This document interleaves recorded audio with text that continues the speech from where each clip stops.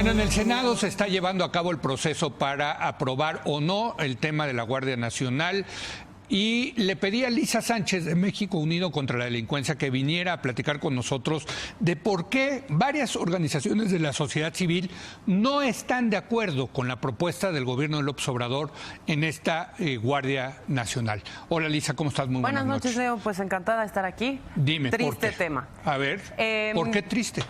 Pues bueno, mira, llevamos varios años, tú lo sabes, Sí. resistiendo varios intentos de militarización de la seguridad pública que trascienden a este sexenio y se ubican incluso en el sexenio de Felipe Calderón. Llevamos 3 años también de lucha contra la Ley de Seguridad Interior y ahora en esta administración se nos presenta un proyecto de Guardia Nacional que a todas luces es normalizar, constitucionalizar, hacer permanente una estrategia que no funciona para entregarnos mejor seguridad ni mejor justicia y que al contrario le está otorgando un poder increíblemente grande que trastoca las relaciones cívico-militares al Ejército y a la Marina para que se dediquen a la persecución de prácticamente todos los delitos, a la investigación de todos los delitos, a la sanción de todos los delitos, atrofiando las instituciones civiles que tendrían que estar a cargo de esto. El proyecto que estamos viendo de dictamen que se está discutiendo ahora en el Senado tiene muchísimas fallas precisamente por eso.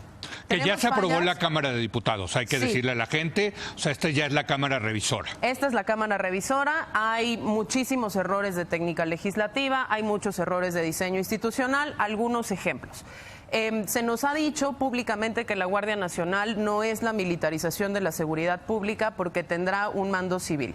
El dictamen que se está discutiendo en estos momentos no solo no tiene un mando civil, tiene un mando mixto, en donde te dicen que si bien estará adscrito a la Secretaría de Seguridad Ciudadana, mantiene un Estado Mayor en donde están representados los altos mandos de la Marina y del Ejército, mayoritariamente con respecto a cualquier posibilidad de mando operativo civil. Es una completa simulación. Es una simulación, va a ser mando militar, hombre. Es mando militar, disciplina militar, estructura militar, operación militar, fuero militar, incluso, cosa que hay que decirlo, molesta hasta el presidente de la República que pidió uno de esos cambios en la revisión del Senado de la República.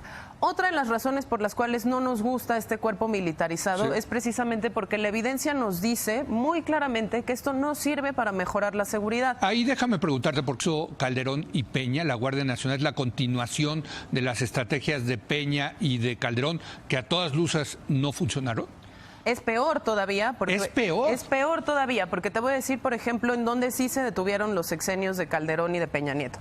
Les dieron por lo menos un mando acotado de la persecución o el tipo de conductas delictivas que iban a perseguir. Calderón dijo esto es lucha contra el crimen organizado transnacional, específicamente el dedicado al tráfico internacional de drogas.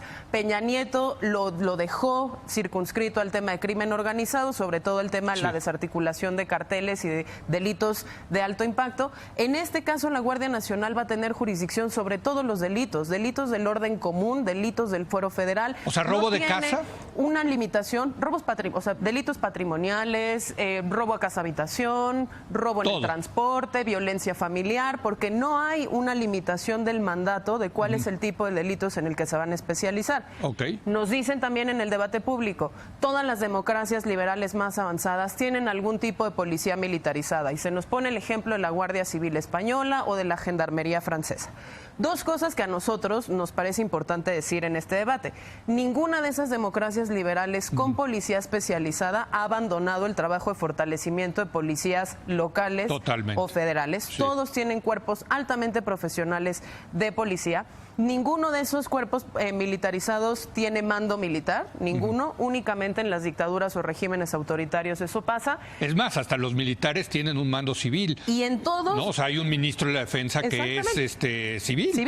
Y en todos los casos hay limitaciones muy concretas de operación espacial, de tipo de delito, con el tipo de controles que se activan, tanto legislativos como judiciales, para verificar efectivamente que esas acciones sean excepcionales, sean temporales y sean fiscalizables.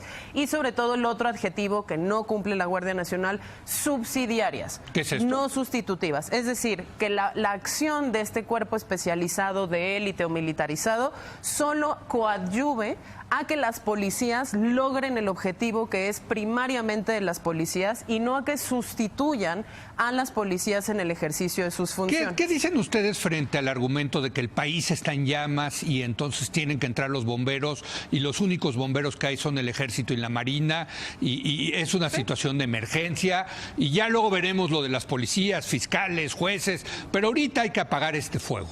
Eso es un grave error, Leo, porque si bien hay grandes jurisdicciones en este país, muchísimas más de las que podríamos contar, en donde el fenómeno delincuencial y la victimización de la población es una realidad y tiene dimensiones catastróficas precisamente por la ausencia de Estado, lo que no podemos es juzgar a todo el país con la misma vara. Es decir, hoy sí sabemos que el 95% de los delitos que se cometen anualmente y dejan 24.2 millones de víctimas al año son delitos del fuero común, sí. Es decir, deberían ser principalmente perseguidos por la localidad, por el Estado, antes que ser perseguidos por la Federación. Únicamente el 5% de esos delitos son delitos federales. Y adentro de eso, ¿cómo se comporta el fenómeno delictivo? Mayoritariamente se cometen en este país más delitos patrimoniales que delitos de otro tipo. Sí. Y estamos sobreconcentrados en la narrativa de crimen organizado que esconde muchísimas cosas y dificulta también la persecución efectiva de los delitos. Y otra cosa que se discutía ayer en esta mesa, separar seguridad de justicia. Si uno no complementa las estrategias de seguridad con justicia a través del fortalecimiento de las fiscalías, de las estrategias de investigación criminal, no hay política criminal en este país, y del combate a la impunidad, no hay manera de disuadir la comisión de todos estos delitos que día a día se cometen en el territorio. Entonces, lo que nos estás diciendo es que la propuesta de Andrés Manuel López Obrador, que yo creo que va a acabar pasando y se va a reformar la Constitución, ¿no va a resolver el problema de inseguridad en México? La evidencia que tenemos hasta el momento nos dice que no. Ojalá se equivoquen, ¿no? Ojalá nos equivoquemos, pero tenemos un despliegue más de 52,000 soldados a lo largo del territorio nacional. Son 29 estados de la República que ya tienen operativos semipermanentes por parte del Ejército y no hemos visto que la incidencia delictiva baje, más que en casos marginales como el tema de secuestro, pero donde lo que vemos es que lo que se mantiene constante es, por ejemplo, el número de carpetas de investigación iniciadas. Es decir, vemos que la dinámica delictiva cambia por cambios en la propia dinámica criminal, pero no necesariamente por la acción directa del Estado. No estamos investigando más, no estamos investigando mejor, no estamos sancionando más, de manera que los criminales se cambian a los modelos que son más efectivos y por eso vemos un repunte tan grande, por ejemplo, en extorsión. Ahora, ¿qué pasa, Lisa, con los presidentes que entran y siempre acaban recurriendo a las Fuerzas Armadas? Algo pasa ahí, porque este presidente sí fue un cambio muy claro. Pasó de la postura de vamos a regresar al Ejército y a la Marina, eventualmente a los cuarteles, a una postura mucho más allá de lo que alguna vez propuso Calderón o Peña, que es cambiar la Constitución para militarizar la seguridad pública. Volverlo permanente y volverlo hasta cierto punto irreversible, ¿no? Porque salir de ese marasmo va a ser completamente algo debe de pasar. Llegan y les informan y dicen, hijo, esto está tan terrible, tan horrible, que lo único que nos queda, a ver, ¿a quién? Pues las Fuerzas Armadas. Y las Fuerzas Armadas están ahí y sí, es cierto, porque aquí tuvimos ese debate. Dicen, ok, yo le entro, pero con certeza jurídica. Sí, completamente. A ver, yo te diría que me parece que son dos cosas. La primera es que cuando llegan al gobierno, sin duda alguna, encuentran un montón de información sobre la incapacidad o la debilidad de ciertas corporaciones civiles que tienen que resolver en lo inmediato, y por eso es tan llamativo el hecho de lograr soluciones o pretendidas soluciones de corto plazo, como la creación de una Guardia Nacional a partir de las policías militarizadas, aunque recordemos que el reclutamiento va a ser un reclutamiento de hijos de vecinos, de ciudadanos comunes y corrientes que llegarán a formar parte de este cuerpo si es que se cumplen las metas de reclutamiento en 3 años. Pero segunda cosa, yo no creo que la acción del Ejército tampoco sea tan neutral.